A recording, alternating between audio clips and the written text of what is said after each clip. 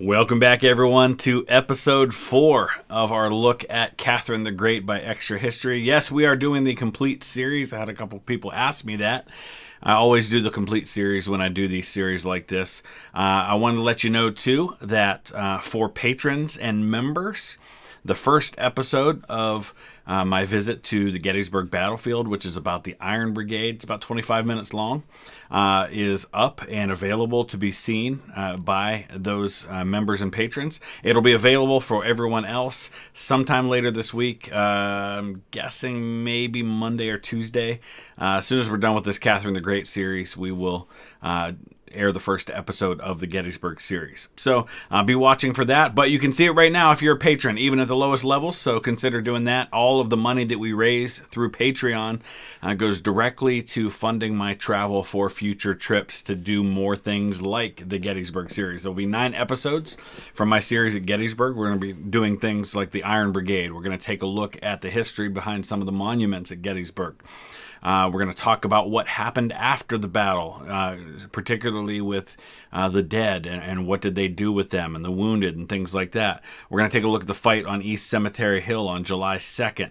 You're going to get to see some of the highlights of Remembrance Weekend, including the parade, which had, I think, thousands of reenactors in the parade. It was really quite something, and I got to watch it with Gary Edelman from the American Battlefield Trust.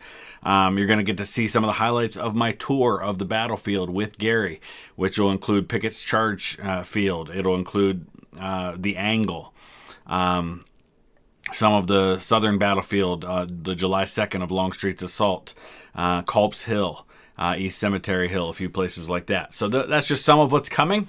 But for now, let's go ahead and dive into Catherine the Great, Part 4. If you didn't see the first 3 episodes, the link is in the description.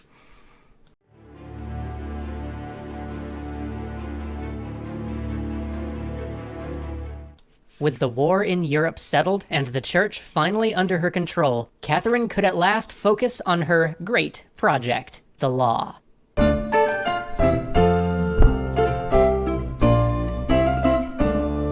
In her spare time, while not getting distracted by things like getting an ex-lover elected the puppet king of Poland, or corresponding with Voltaire, Catherine focused on writing the Nakaz, a massive set of guidelines for how to rewrite the laws of the land.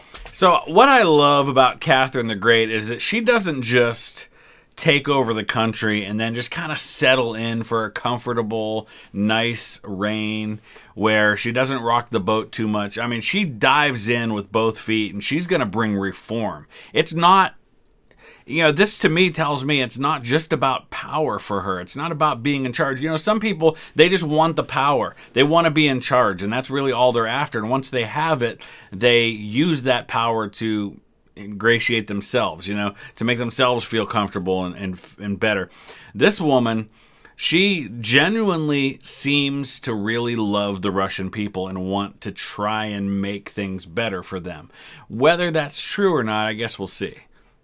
These weren't laws, mind you, but rather guidelines on how to make laws, because Catherine had a novel idea. She would bring together representatives of her people and ask them what problems they faced that needed fixing before she actually went about making new laws. And isn't that kind of refreshing, too? A ruler that doesn't just come in and say, all right, I know exactly what my people need, and I'm going to do that for them, because that happens a lot. And a lot of times the rulers don't have the first clue what their people need. She's actually going to take the time to listen. I like this. And so she assembled representatives from every free class, region, and religion in her empire to come together and discuss what laws needed to be made. And in some ways, this was incredibly inclusive. She had representatives who were Cossacks, representatives who were Muslims, even representatives who were Buddhists. Wow. But there was one group that was left out. That whole free part in free class Serfs. meant that there would be no serfs. After all, the serfs' owners could look after their interests, right? But no serfs meant that 9/10 of the empire went unrepresented. And as for the representatives of the 1/10 who did show up for her great assembly on laws, they were utterly unprepared for it. Of course they were. So, just by comparison, in the years before the American Civil War, something like a third, I think, of the South, I guess it was probably about a third, maybe closer to 1/2 of the population of the pre-Civil War South were slaves. And that was a lot. I mean, I think in Mississippi it was about half of the population were slaves. In Russia, 9/10 of the population are serfs. I mean, this is a recipe for revolt if the serfs ever figure out that they make up the vast majority of the country. There really hadn't been much involvement in government in Russia up to this point, and truth be told, many of the people involved held at least some suspicion that this was a trick or some sort of loyalty test. For the first time... So, think about this. If you are a person in authority and you've got this empress who has just taken over the country by usurping her own husband, and now she calls together everyone and says, we're going to have this, get together to discuss the welfare of the kingdom. You can see why some of them might be suspicious and think, wait, why she want to do that? And then some of them start to overthink this and think, well, it's really just a loyalty test. She wants to see if we're going to be loyal to her. The problem is when people only are worried about saying what you want to hear, you don't hear the things you need to hear. And that happens with a lot of rulers. Usually it's because of people who rule by fear. Like, Stalin, for example, rules by fear, and people aren't going to say the things to him that he needs to hear because they're worried about saving their own skin. In this case, it's not that she has ruled by that fear, but it's still that those people have that fear. Many meetings, they debated what honorific to award Catherine. If you are wondering, the Great just narrowly beat out All-Wise Mother of the Fatherland. The Great narrowly beat out All-Wise Mother of the Fatherland. I like that. Catherine found this infuriating. Did they not understand that she had called them here to help her figure out what laws to make? This reminds me of the years after the United States passed the Constitution and George Washington becomes the first president. John Adams is the vice president, and one of the vice president's roles is as the president of the Senate. And so he kind of jumps in with both feet. John Adams, is a pretty straightforward guy. He likes to kind of speak his mind, and he gets in there and starts running the Senate, and one of their first orders of business is to have this big debate about what should we call the president, and they start having all these discussions along a similar line about His Excellency the President of the United States, Grand Potentate, His Majesty the President, stuff like that. Same kind of thing. Not to just give her titles? Well, no. In fact, a fair number of them couldn't even read the guidelines she gave them, and even fewer really understood the heavy Enlightenment philosophy which formed the basis of the Nakaz, which meant that getting anything useful from them was like pulling teeth. The merchants wanted the rights of nobles. The nobles wanted to be able to engage in commerce as merchants, and... So she gathers these people together to have a discussion about the welfare of the realm, and all they're concerned about is their own rights. So this is an opportunity to get my group of people ahead. And of course, remember, the one group of people that makes up most of the country, they're not even there to have their voice heard. So it's just a bunch of spoiled, entitled brats there to get their piece of the pie. The peasants mostly gave very specific complaints about how that jerk Boris from the next village over keeps letting his cows trample my fence. Can we make a law about that? Catherine was an autocrat at heart. She believed in absolutism, but she wanted data. She felt that an autocrat... A little Star Trek reference there. It's Data, who's an android from Star Trek. That's funny. Autocrat should rule with knowledge and understanding, but knowledge and understanding were in short supply in these meetings. Finally, after much frustration, the whole affair was called off. Just forget it. Foreign events had become more pressing. Remember when I mentioned that Catherine had put a puppet on the Polish throne? Well, she'd been having that puppet do things that were more and more clearly against the best interest of the Poles. The Polish people finally rebelled, and the Russian army was sent in to put the rebellion down. But in doing so, a Russian regiment chased fleeing Polish insurgents into Ottoman territory. Which is interesting. That's similar to what happens with Charles XII of Sweden when he is in Poland and gets his butt kicked. He flees to the Ottomans. The French had been leaning on the Ottomans to get into the Polish conflict for some time, and this seemed like just the excuse. So the Ottomans locked up the Russian ambassador and went to war. This turned out to be a poor decision on the Ottomans' part. Once seen as near equals, the Russians belied expectations and delivered the Ottomans a series of crushing defeats. On land, the Russian forces, led in small part by one Grigory Potemkin, seemed invincible. And if you remember, this is the guy who we briefly saw yesterday, who, when Catherine puts on her Russian uniform, is missing one small part to that uniform, and it's Grigory that comes up and gives her what she needs to complete the ensemble. And at sea, where the Turks thought themselves to be unopposed because the Russians had no port on the Black Sea, the Russians conceived of a bold plan to take the Baltic fleet, sail it all the way around Europe, and surprise the Ottoman fleet from the rear. And this is why they're going to want the Crimea later, because that gives them that Sevastopol, I think it is, the big port on the Black Sea. The plan worked.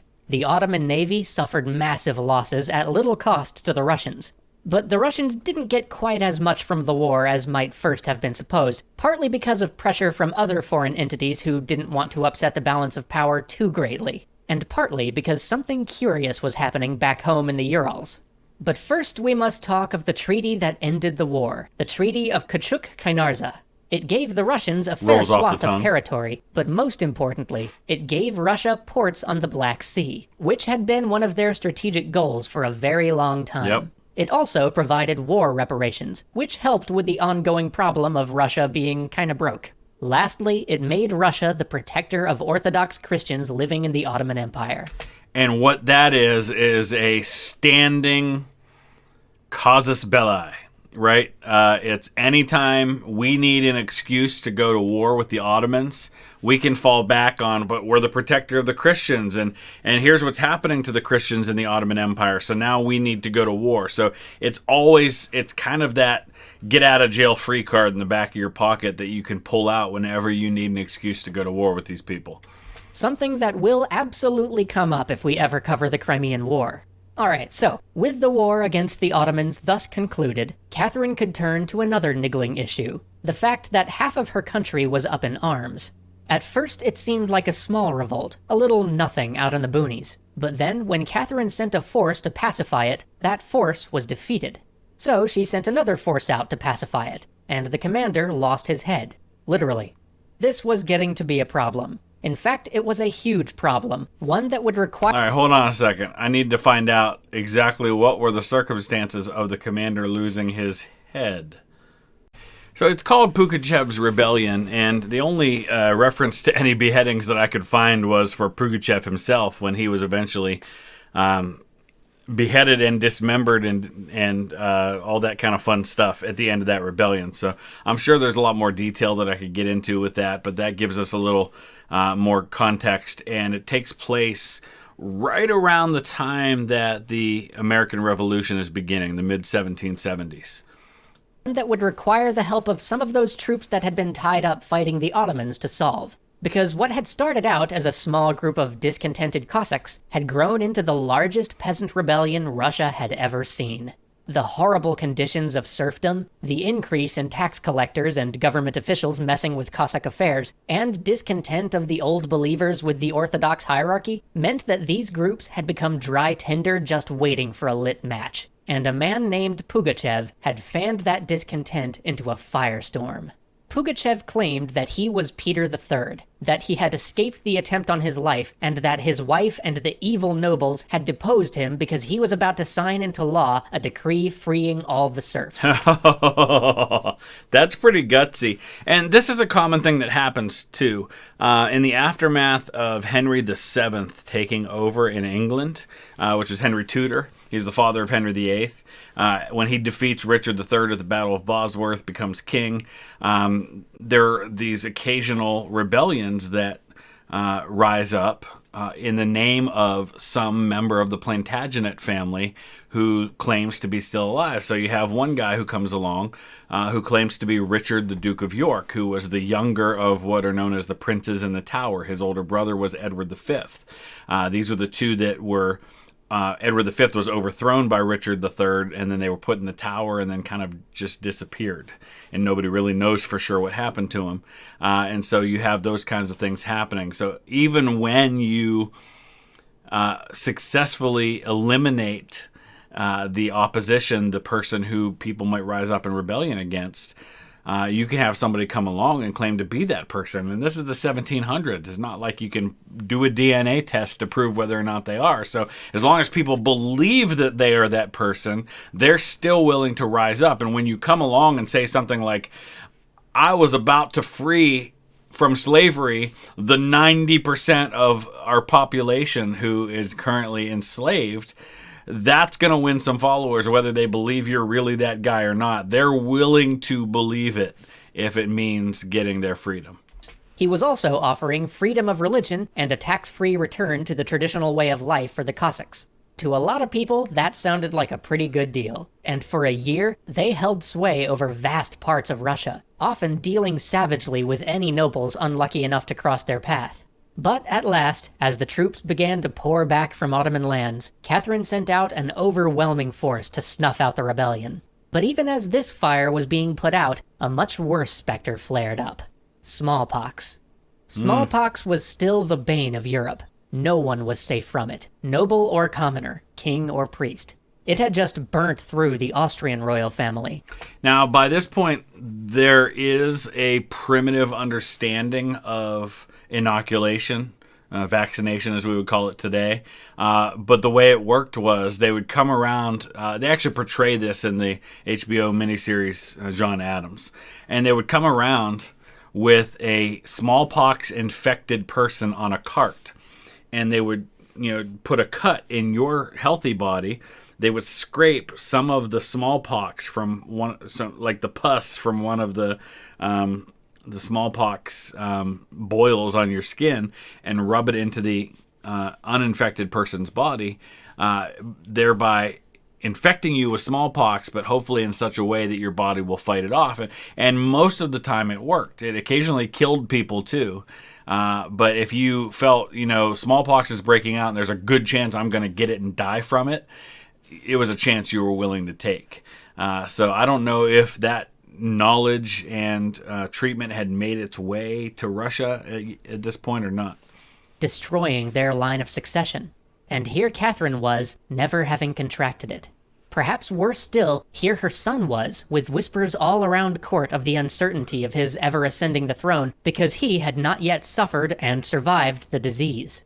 Catherine herself said that she lived in fear of the disease every day. Too many people she had known had been claimed by it. So at last, student of the Enlightenment that she was, she took a bold step. She summoned a doctor from Britain to inoculate her. There it is. This science was fairly new at the time, and though the doctor she brought in was one of the experts in the field, everyone thought her mad. Many were convinced that she would die. But she lived. After a few small pustules and some aches, she was fit and forever inured against the disease. Soon she had her son inoculated too. But she didn't just do this for herself. She knew that her people were a wary, suspicious people, especially when it came to disease. She hoped that, by her example, she could convince others to get inoculated too. And it worked. Soon, much of the court followed her example. In fact, she had inoculation stations set up in most of the provinces, and a large number of Russians benefited from this, one of the true wonders of modern medicine. So I guess that answers my question about whether or not the technology had made its way to Russia yet. Good. And by doing it herself and making sure that she was willing to do it, that gives other people a lot more confidence. Well, the Empress did it? All right, I can do it then. There would be other plagues during her tenure as Empress, some unthinkably terrible. But this one great lingering fear, this one tragedy that once fell on almost every house, this she was able to do something about. By the end of her reign, nearly 2 million Russians would be inoculated. But with the home front quiet, and her efforts on medicine and childcare taking root, it was time again to look beyond the borders of Russia. Or perhaps more accurately, to the borders of Russia, and how they might be expanded. Join us next time for Changing Alliances, Sprawling Wars, and the Partition of Poland. Oh yeah, the first partition of Poland, so there's, I think, several of those that take place. Interesting, so we will come back with that tomorrow, and it is the day of the big game. I'm heading over to my grandpa's to watch the game here in just a few minutes. Go Bucks.